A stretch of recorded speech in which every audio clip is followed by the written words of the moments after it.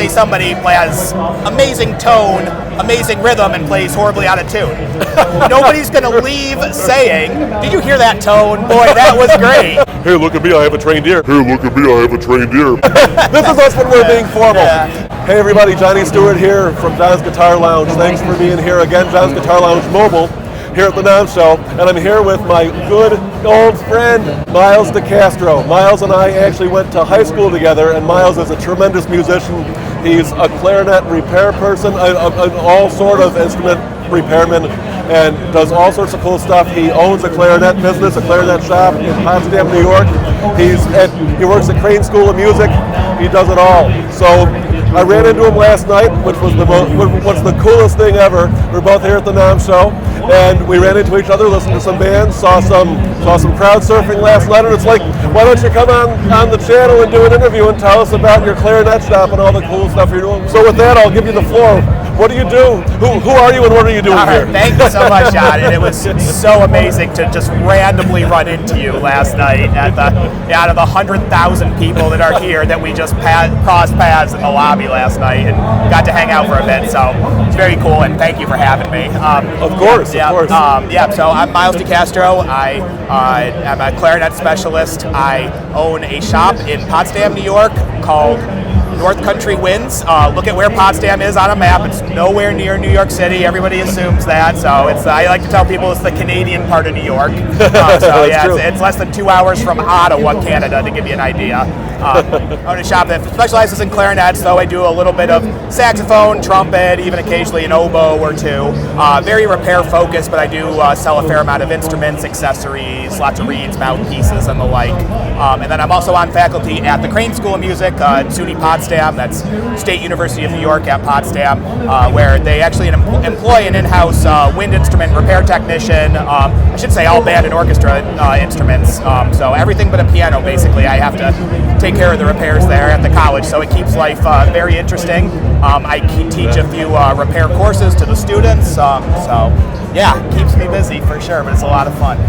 See, a fellow teacher teaching repair for how to repair the tools and make the tools that other fellow musicians need to be able to practice their craft and do what we do as musicians, which is so cool. Absolutely, 100%. Like I moved to Potsdam for the job at the college. Very quickly set up my own repair shop there. And the first 2 years, I only did repairs. I didn't stock a single accessory or instrument or anything. Oh, wow. And so many people would ask me, oh, do you sell this? Can I get this from you? I really realized, even though I'm still, repair is by far the biggest part of my business, but it's not always the best way I can help a musician. Maybe their instrument is working great, their mouthpiece isn't working great. There's a new cut of reed that would help them achieve the sound that they're trying to do. So I really like that I have all these different ways I can help people make music. That technical knowledge of how to help somebody get the sound that they want or that they should want, even if they don't know that they can't even do it yet and things like that. I mean, that's really impressive. That's amazing. Thank you. Yeah, it's a lot of fun and really rewarding, honestly. Yeah. And that's what it's all about. I mean, music is all about sharing and making other people feel good, and and music can give so much back to you too. In both of our former lives, when we were growing up, you always played the baritone sax. Yeah. So how did the shift from baritone sax to clarinet come about? Sure, yeah, that's a lot of people in the clarinet community just assume I'm a clarinetist too, by trade, and these days I do play a clarinet far more than I play my saxophones, just because I'm play testing the repairs and either making sure it's repaired properly or trying to identify small problems or anything like that. But I still am absolutely a saxophonist. If I'm in a performance situation, saxophone's my instrument, typically bari sax. But I was working in San Francisco before I moved to Potsdam, and a very high-level player, clarinetist from the San Francisco Symphony came in, needing some repairs. And I'm to this day, I can't remember exactly what it was. It wasn't super basic, but it wasn't anything super high-end. But he brought it in, I repaired it for him, he tried it, he just loved what I did. And the next day, whether I liked it or not, I was a clarinet specialist. He was telling his students were telling their students, he was telling people he knew, and I was known for clarinet. So clarinet found me, I didn't find clarinet, but it's been very good. Yeah. What a natural progression of things where you've gotten to now. And I mean, you were always such a nice, down to earth, like funny guy. You know, I keep this channel PG, or at least I try my best to.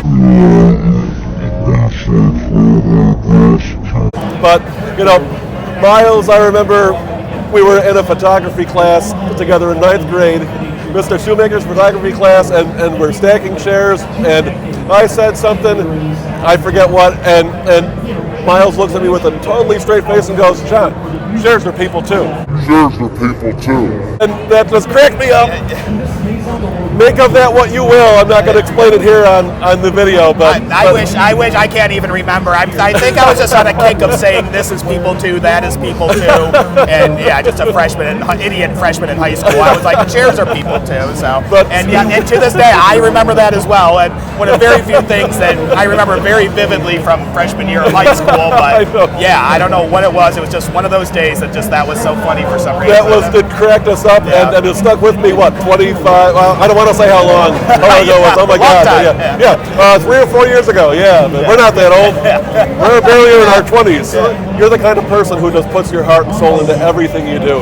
So how has that influenced your business from a business standpoint? It can be quite a challenge to work alone for my business. I don't have any employees. Everything is me. Wow. So yeah, if I pack a box of reeds to ship to somebody across the country, or I'm working on an $18,000 bass clarinet, that's all me. So I feel like I get to know my clients very well. There's nothing between me and them. If somebody messages my Instagram page, if somebody sends an email, that all gets responded to by me. So I'm not sure how long I can keep that up. But I might need some help with that pretty darn soon. But right now, I love being so connected and really getting a feel for what people need. Well, that's awesome, though. And where can people find your Instagram and your website and stuff? Oh, yeah, absolutely. Just northcountrywinds.com. Yep, shop is North Country Winds, so just northcountrywinds.com, and all my social media is North Country Winds 37. North Country Winds 37. So I'll put links in the description of the video for that stuff also. Great, thanks. So, what have you got in mind for the future? Sure, I've been, the administration at the college has been very good with working with me on my schedule, so I can have a bit more free time when I'm able to in the shop. So that's been kind of nice. I've been able to have not quite such a big backlog on repairs. Usually it's like a couple months out. People are very understanding, are good about scheduling stuff with that, so we can be as efficient as possible, because I want to get them their instrument back as soon as they want to get their instrument back. So, it's like I want to do a good job, and I know they need this thing, a lot of them, to make a living on. So interesting. Probably sales will be expanded a little greater rate, because it's just I don't know, it's just more doable, more sustainable, because packing an order and shipping it doesn't take that long.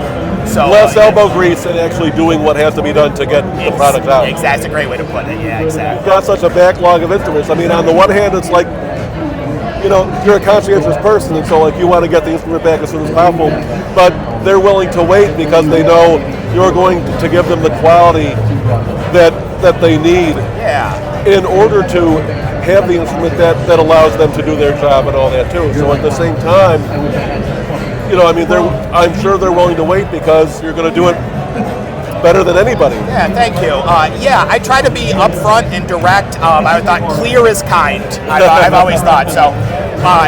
Saying I've got a 2-month backlog, or sometimes I get an influx of instruments. It might be a 3 or 4 month backlog. When somebody reaches out and saying they'd like a repair, I try to be as straight up with that. I don't want to tell them the answer they want to hear if I know I can't stick to it. So while it might be rough to hear that at first, on the back end they're going to be very happy that I was able to stick to the timeline. I was able to stick to the monetary estimate. I feel like there's a lot of maybe a lot of fields outside of music where it's just people are known for taking longer than they estimate, or charging more than they estimate. I don't know how that became acceptable, but it seems to be in certain fields, and I just don't think that's acceptable for music, if you're in music to make a living or to have fun or somewhere between the two. I think people need to get their instruments back when the technician tells them their instrument's coming back. And that's a great point, because how many of us have put on a deck or gotten a new roof or gotten something done on the house? And it comes in way over budget and it takes way longer than you were expecting it to, and it's like, why can't you set reasonable expectations for me from the beginning? So that's awesome that you do that, and that comes down to being conscientious and being, and I'm sure that's also a part of the reason why people feel that they can trust you, because if you can't trust somebody or feel like you can't trust somebody in any area, it detracts from everything else, basically, as far as I'm concerned. And from a teaching perspective, I think that's a great lesson for everything in life, too. Yeah, absolutely. To like to swing it back to music, for instance, it's like, say somebody has amazing tone, amazing rhythm, and plays horribly out of tune. Nobody's going to leave saying, "Did you hear that tone? Boy, that was great." They're going to think about the negative thing. So it's you do amazing work and took twice as long and charged twice as much. Nobody's going to remember the amazing work. So. And it's funny because I've heard some guitar players over the years who can play like incredible stuff and with incredible speed and incredible dexterity, and you can hear every note, but like they don't really know how to tune the guitar, and like one or two strings is off just a little bit, but it's enough to notice.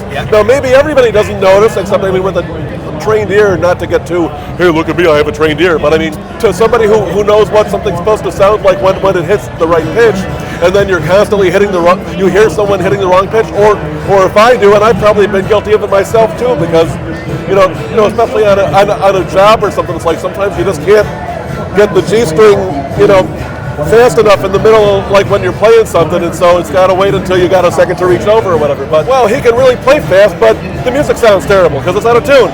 Who wants that? Nobody's going to listen to that. So what types of music do you listen to? Is it just like the band type stuff, or do you like to listen to other stuff too? Yeah, as you can probably guess from my shirt, I'm a big 80s fan. Very big into New Order, The Cure, Joy Division, 80s stuff like that. I like punk rock for sure. Newer stuff, even like Midwest emo revival kind of stuff, really. Midwest emo revival. Yeah. I don't think I'm familiar with that particular term yet, so I'm going to have to check it out. Absolutely. I don't think I was either, and I think just like a mix of some sort came on when I was just streaming some music, probably on YouTube or something like that, and I was kind of dig it. So I don't know if I can put my finger on exactly what it was, but I kind of like it, and I see a lot of those on YouTube, and good for background. And at the college, I love classical music. I love jazz music, of course. At the college, my office shares a wall with 3 practice rooms. Oh, wow. I get enough of that during the day, so I need something that I don't normally hear. They're amazing musicians. I can't believe how good they are. It's really funny because I can tell who is who. So after listening to them all semester and listening to something progress, it's like, wow, they really worked hard and got way better. And it's very cool to hear that. What would we classify the band we listened to together last night as? That's a good question. Yeah, we heard Hot Mulligan was the band, and I had just heard of them a few months earlier, and I'd really been digging their stuff. What I would call them, though, that's a great question. I think I have heard some of their stuff on those Midwest emo revival things. I know they're from Michigan, so I guess they hit the Midwest thing. So definitely Midwest, but it doesn't tell you much about what the music sounds like. So maybe they're that. I really don't know, and I know people can get very offended if you use like the wrong subgenre or whatever, so I don't know if I'm ready to. I just liked it. They rocked pretty hard. They rocked super hard. Yep, and the crowd was crowd surfing and everything. There was so much crowd surfing. Unreal. This one poor girl sort of disappeared in there. I think she jumped out and we didn't see her again, so I hope she was okay. But there was I never thought I would come to the NAMM show and see crowd surfing in the Hilton Hotel. Yeah. It was the coolest thing ever. Exactly. Yeah, we just stopped to grab that one drink afterwards, and the bartender saying like, "Oh, I love the NAMM people. That's the first time I've seen crowd surfing at this thing, though." So that was really funny. I think we've entered a new era of the NAMM show. Huh? Yes. Yeah. And I'm loving it. What do you think of the show? I mean, you have been to what like 8 or 9 other NAMM shows? Yeah, right around there. Yeah. Yeah. So like, what do you think this year compared to years past? Are you getting the sense that it's like back to like its former glory, maybe even like a new kind of glory? Yeah, it's pretty darn close. I spend most of my time in the band instrument section, of course. Boy, for that section in particular, I'd say it's like 95% back or something like that. That's awesome. Yeah, taking a stroll around, I just don't do. I love guitars, drums, stuff like that. Just I don't sell them. I don't know that much about them. I just really enjoy them and people who play them well, for sure. It seems like that's maybe a little less, 80-90% back for most places. Overall, the show, I'd say probably around 90% back, which is pretty cool. See, I've got the same sort of feeling, and it's like, you know, with all of the energy that we saw yesterday and all the additional energy we're seeing today, I can't wait to see tomorrow, because Saturday's always historically been like the huge day of the show, because, you know, wherever people are, if somebody's got a day job or whatever else is going on or whatever, then it's Saturday, so you got the weekend, and so, you know, that's just always been like the biggest, hugest day. And I've seen so many like awesome, you know, like famous musicians. You know, I'm like sitting at a booth trying out a guitar yesterday morning. It's like 10:30, 11 o'clock in the morning or whatever. You know, and Dana comes back over and said, "I just met two of the guys from Whitesnake," and I'm like, "What? I can play this in 10 minutes. Why didn't you come grab me? You saw Whitesnake?" And so it's like, hey, so you can see all sorts of cool stuff here, and it's got such a great vibe again. I want to keep coming back year after year. Are you going to be coming back next year? That's absolutely the plan. It's it's very rough when it runs into the beginning of the semester. It depends on when the semester starts at the college versus when NAMM starts. They usually avoid each other. This year they didn't, but you know, I've survived, and the college has been quite understanding. It's been pretty good, and I've been knocking out what I can remotely via email and everything I can that I need to be in person for. Everybody's been quite chill about being like, "Oh yeah, take care of it when you're back Monday. You're all good." So I think so cool. Even if they run into each other next year, I think I'll still be back. See, and so the college, would you say that educational institutions and everything like really, you know, like understand the importance of the NAMM show then too? I'm not sure they do. I think more Really? should catch on to it. Yeah. Interesting. You do maybe even colleges that do great jobs of training music educators, and they're just almost a little tunnel vision, taking care, and that tunnel might include all the aspects of music education that are important. Don't at least dip a toe into the business side. So band directors, they're ready. They've got all the tools. They're amazing musicians. They're ready to go teach these kids, and they need to buy a couple instruments. They need some mouthpieces. They need whatever they need. Nobody taught them how to fill out a purchase order. Interesting. Yeah. Interesting. So I think a little bit. I've been kicking around in my head. I have not done it yet, but creating a course at the college that's something along the lines of music industry for music educators or something like that. That is a great idea. Yeah, and it's just like a survey course, just the bare bones basics, how to do stuff like that. So. That is so important. So go forth, young man. Yes, will. That's awesome. That's fantastic. Thank you. Thanks. I know you've got other stuff to do. I don't want to take up too much of your time, and I want to hang out with you off the camera when it's not quite so formal. Can you believe it? This is actually kind of formal. Yeah. This is us when we're being formal. Yeah. But either way, but Miles, it's so great to have you on the channel here at John's Guitar Lounge Mobile, and thank you so much for doing this. And is there any other advice or anything else you'd like to tell people learning music or who want to play music, have a career in music like you have a career in music? Absolutely. Yeah, sure. Just stick with it. It can be frustrating, and even just it's so enjoyable. Even if it doesn't end up being your career, play that instrument as long as you possibly can. If you're a physics major of some sort going into college, and your college has a marching band, and you like playing your instrument, stick with it. It's a lot of fun, and you'll be glad down the line for sure. That is the best advice that I think anybody could give. Yeah, Miles, thanks so much, man. It's John. so great to see Yeah, you. you So too. great to see you. You too. Everybody, stay tuned for more stuff from the 2024 NAMM show right here at John's Guitar Lounge. Subscribe, like, comment, tell me what you want to see. I'm going to try to drag this out and make Miles as uncomfortable as I can for the next 30 seconds or so while I give my end of the video spiel. But I'm just joking. I'll cut it off here. Let's go hang out. Great seeing you, everybody. See you next time.